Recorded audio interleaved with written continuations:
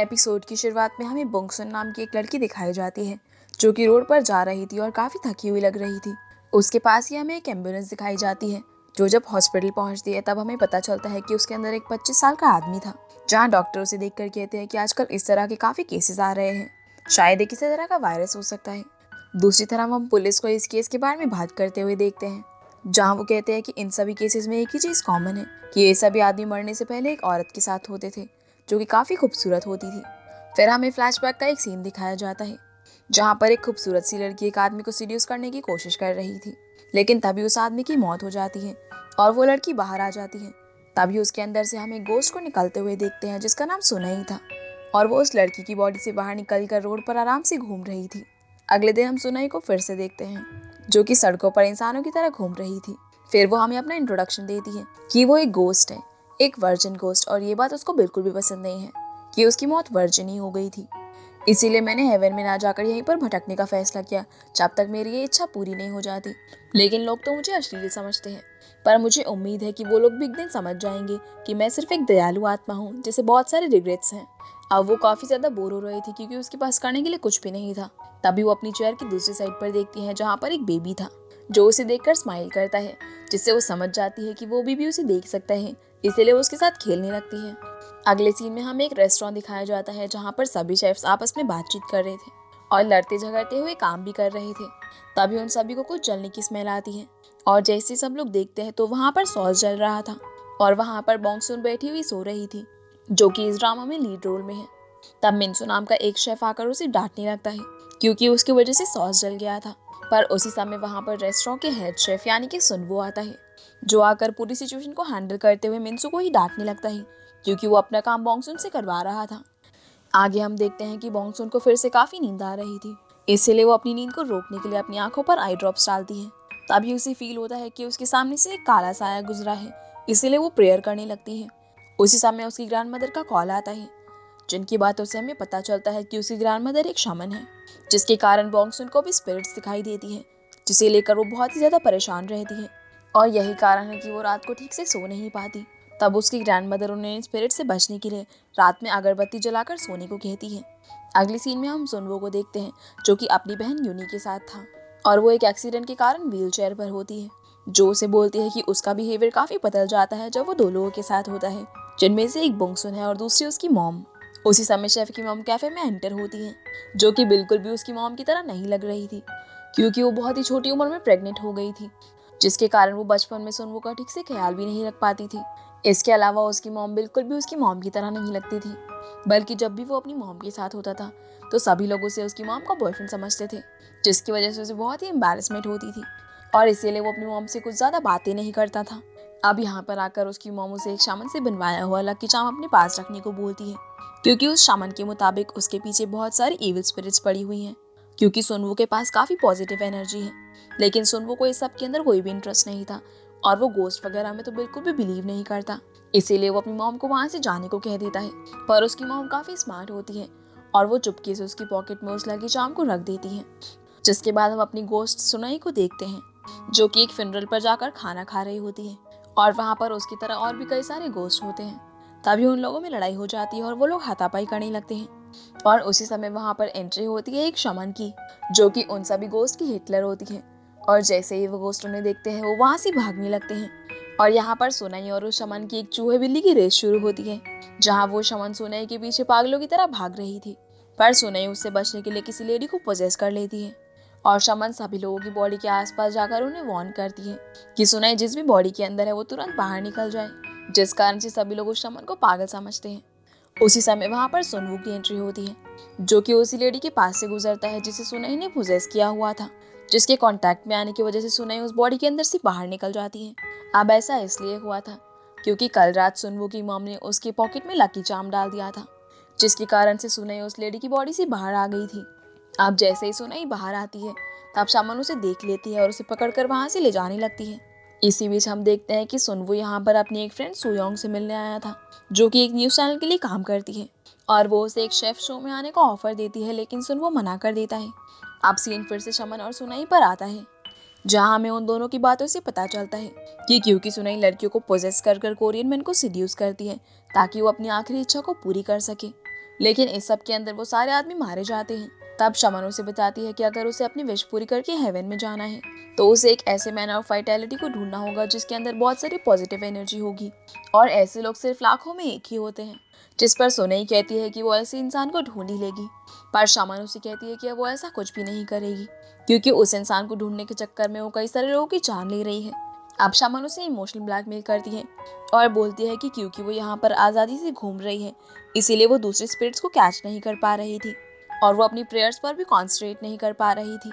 अब सुनई उसकी इन इमोशनल बातों में फंस जाती है और उसे गले लगा लेती है।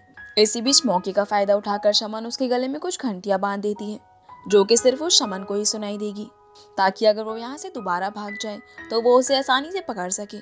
अब सीन फिर से रेस्टोरेंट की तरफ शिफ्ट होता है जहाँ पर हम देखते हैं कि सुनवो एक बहुत ही अच्छा शेफ है और वो अपने काम में बहुत माहिर है।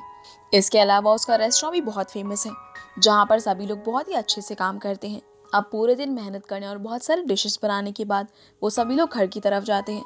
फिर हम बुंगसुन को देखते हैं जो कि अपने घर पहुंचकर कुछ बना रही थी और वो उस डिश को बनाने के बाद उसे अपनी ब्लॉग वेबसाइट पर पोस्ट भी करती है जो कि बहुत ही फेमस है और सभी लोग उसे काफ़ी पसंद करते हैं। रूम में जाने के बाद वो अगरबत्ती जला देती है लेकिन उसका लैंडलॉर्ड उस पर गुस्सा करता है क्योंकि उसके रूम में वेंटिलेशन नहीं था, इसीलिए वो उन्हें बुझा देती है। और हम यहाँ पर नोटिस करते हैं कि उसके रूम में काफ़ी सारी होली चीज़ें हैं ताकि स्पिरिट्स उसको डिस्टर्ब ना कर पाए। अगले दिन रेस्टोरेंट में हम बुंगसुन को काम करते हुए देखते हैं जहाँ पर एक लेडी फूड ब्लॉगिंग के लिए खाने की फोटोज ले रही थी।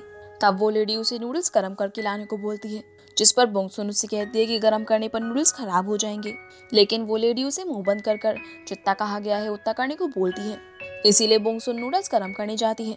इसी रेस्टोरेंट में उस लेडी का एक बच्चा भी होता है जो कि पूरे रेस्टोरेंट में घूम घूम कर खुराफात मचा रहा था और काफ़ी शैतानी कर रहा था। अब जैसे ही बोंगसुन गरम गरम नूडल्स लेकर आ रही थी तभी वो बोंगसुन से टकरा जाता है जिससे वो गरम नूडल्स बोंगसुन के हाथ पर गिर जाते हैं। लेकिन अपनी गलती ना होते हुए भी बोंगसुन उसे सॉरी बोल देती है, पर इन सब के बावजूद भी वो लेडी बोंगसुन पर ही चिल्लाती है और उसे बोलती है कि क्या तुम देख कर नहीं चल सकती, अगर वो नूडल्स मेरे बच्चे के ऊपर गिर जाता तो उसे चोट लग जाती। उसी समय वहाँ पर सुनवो आकर सिचुएशन को हैंडल करता है और उस लेडी के बच्चे को बोलते हैं कि क्या आपकी मम्मी ने आपको मैनर्स नहीं सिखाया कि पब्लिक प्लेस में ऐसे बदतमीजी नहीं करते। जिस बात को सुनकर वो लेडी भड़क जाती है, पर फिर भी सुनवो अपने स्टाफ की ही साइड लेता है। तभी वहाँ पर यूनी भी आकर उस लेडी को समझाने की कोशिश करती है, लेकिन वो लेडी यूनी को व्हीलचेयर पर देखकर कहती है कि लगता है कि यहाँ पर कोई भी नॉर्मल इंसान नहीं है जिससे वो बात कर सके। इस बात को सुनकर सुनवो को बहुत गुस्सा आता है और वो उस लेडी को पकड़कर अपने रेस्टोरेंट से बाहर निकाल देता है। फिर वो बोंगसुन से जाकर बात करता है और उसे कहता है कि उसे उसका ये एटीट्यूड बिल्कुल भी पसंद नहीं है कि वो अपनी गलती ना होते हुए भी दूसरों को सॉरी बोल देती है। और इस रेस्टोरेंट में काम करना कोई भी मजाक नहीं है, ये किसी जंग में जाने के जैसा है, इसलिए तुम्हें डिसाइड कर लो कि ये जॉब तुम्हारे लिए सूट करती है या फिर नहीं।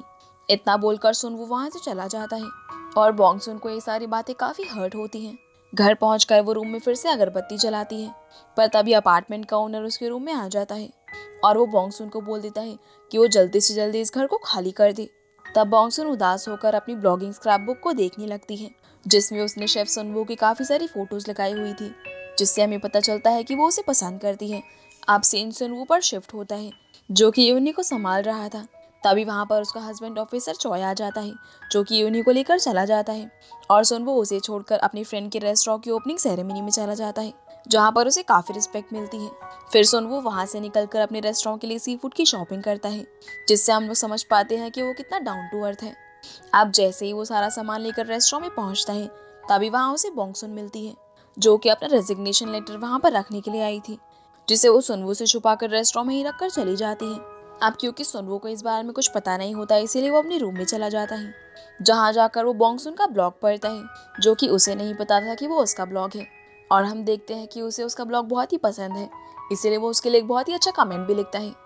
अगले दिन जब सुनवो को पता चलता है कि बोंगसुन ने काम छोड़ दिया है तो वो बहुत ज़्यादा सरप्राइज होता है। तभी बाकी के शेफ्स उसे बताते हैं कि बोंगसुन अपने साथ साथ उनके लॉकर की चाबी भी ले गई है, जिसे सुनकर सभी लोग परेशान हो जाते हैं और बोंगसुन को कॉल लगाते हैं। दूसरी तरफ हम बोंगसुन को देखते हैं जो कि किसी का भी फ़ोन नहीं उठा रही थी, जो कि अपने लिए एक बजट वाला अपार्टमेंट ढूंढ रही थी जिसके अंदर वेंटिलेशन हो, लेकिन सभी अपार्टमेंट काफ़ी महंगे थे।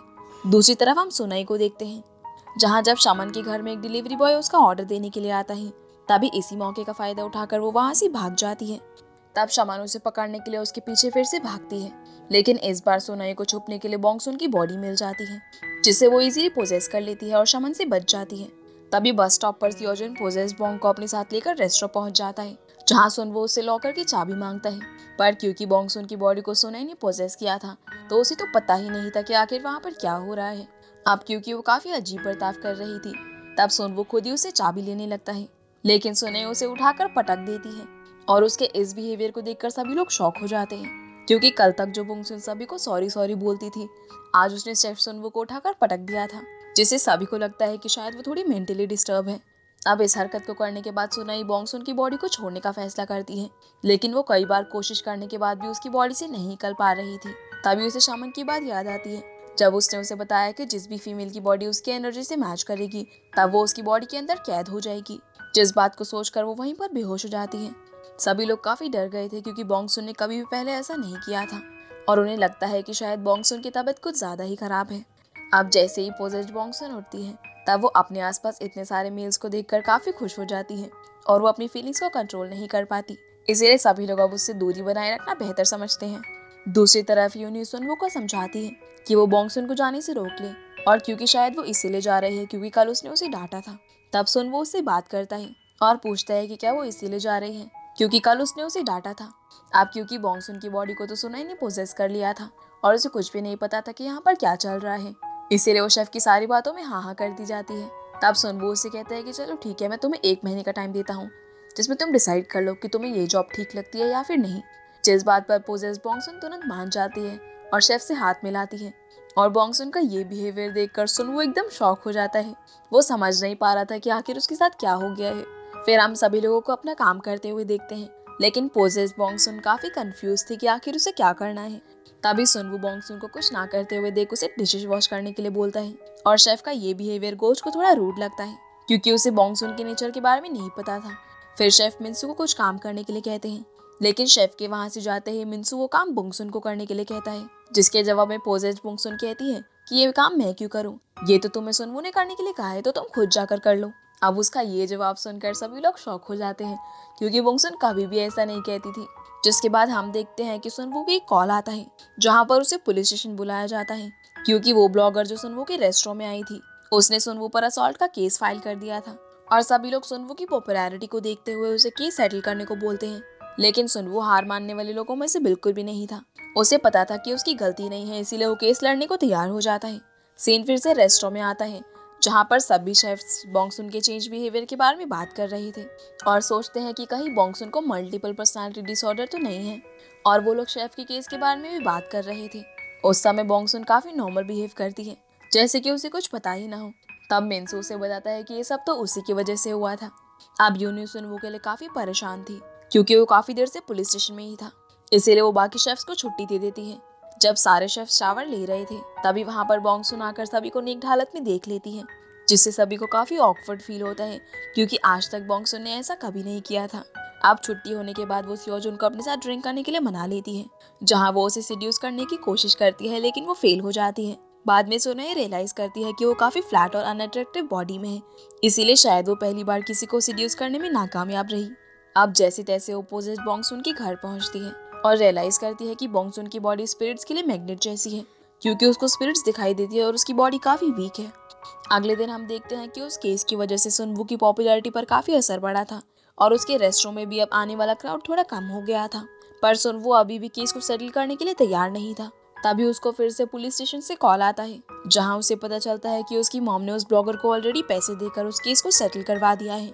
जिस बात को सुनकर सुनवो को बहुत गुस्सा आता है, और वो अपनी मॉम से बात करने के लिए उनके पास पहुंच जाता है, जहां वो उन्हें कहता है कि आपको मेरे मैटर से दूर रहना चाहिए।